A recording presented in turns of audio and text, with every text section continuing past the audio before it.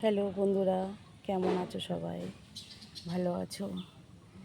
মোটামুটি ভালো আছি। যার সামনে ভিডিওটা গেছে কেউ স্কিপ করবে না। ভিডিওটা একটু প্লিজ প্লিজ দয়া করে শুনবে। আমার একটা মনের মধ্যে দুঃখ আছে। দুঃখটা এটাই, কি বলবো, আমার খাওয়া ঘুম সব উড়ে গেছে। আমি এক জায়গায় কাজ করতাম, কিন্তু আচমকা যদি গাছের থেকে কেউ ফেলে দেয় কেমন লাগে? জেনে শুনে ফেলা আর আচমকা ফেলা অনেক ডিফারেন্স। কথায় বলে স্বার্থ ছাড়া এই দুনিয়ায় এক পাও চলে না। যার জন্যই করে চুরি সেই বদনাম দেয়। যাই হোক, কথাটা শুনতে হয়তো একটু লাগবে, তবু একটু শুনে যাও প্লিজ, স্কিপ করবে না কেউ। আমি এক জায়গায় কাজ করতাম, করতে করতে আজকে কয়েক বছর ধরে আমি সেখানে কাজ করি। করতে করতে হঠাৎ বলছে তোমার এই কাজের থেকে চলে যেতে হবে। তখন বলো আমি কি করব? মানুষের তো একটু টাইম দেয়, সেই টাইমটুকু আমাকে দিল না কেউ।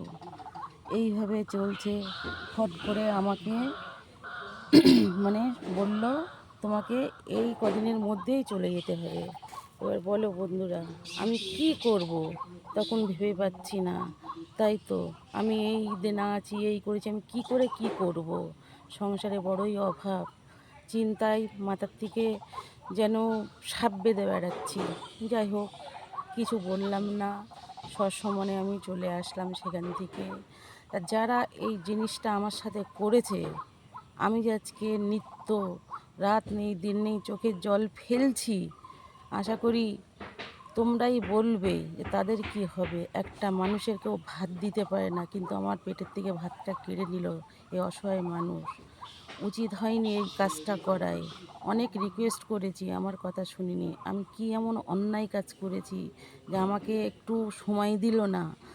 সঙ্গে সঙ্গে আমাকে যেতে হবে তো যেতেই হবে, দূর দূর করে আমাকে তাড়িয়ে দিল। বলো বন্ধুরা, আমি এখন কি করব? আমার গরিবের সংসার, আমার উপরে সংসারটা চলতো। এবার বন্ধুরা তোমরাই বলো প্লিজ, তোমাদের কাছে আমি জানাচ্ছি কি করব? আমাকে এইভাবে সরিয়ে দিল কাজের থেকে।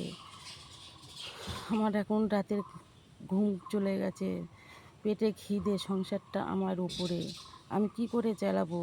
এই চিন্তা ভাবনায় আমার চোখে ঘুমও নেই। খুব কষ্ট পাচ্ছি আমি। আমার যারা আজকে চোখের জল ফেলছে তাদের ভগবান ভালো করুক।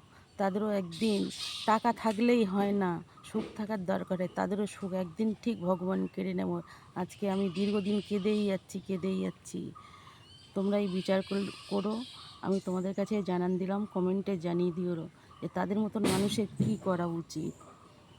আমার মতন মানুষের নিত্য চোখের জল ফেলছে। অনাহায় দিনে আমি অসহায় হয়ে গেছি, পাশে দাঁড়ানোর মতন কেউ নেই। তোমরা এর বিচার করো, কমেন্টে জানিয়ে দিও। তোমাদের কাছে আমি পাঠালাম ভিডিওটা, তোমরাই কমেন্টে জানিয়ে দেবে যে কী করা উচিত।